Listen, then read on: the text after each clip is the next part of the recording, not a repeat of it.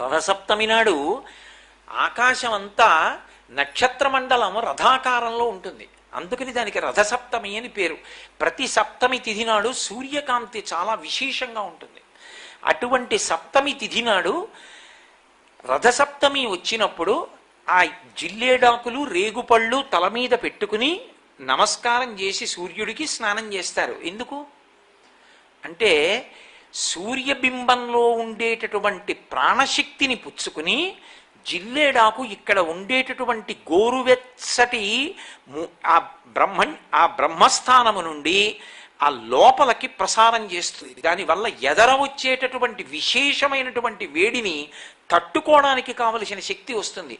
రేగుపండుకి ఓ లక్షణం ఉంది, పీడ తీస్తుంది అది. అందుకే పిల్లలకి భోగి పండగ నాడు చిల్లర పైసలతో కలిపి రేగుపళ్ళు పోస్తారు.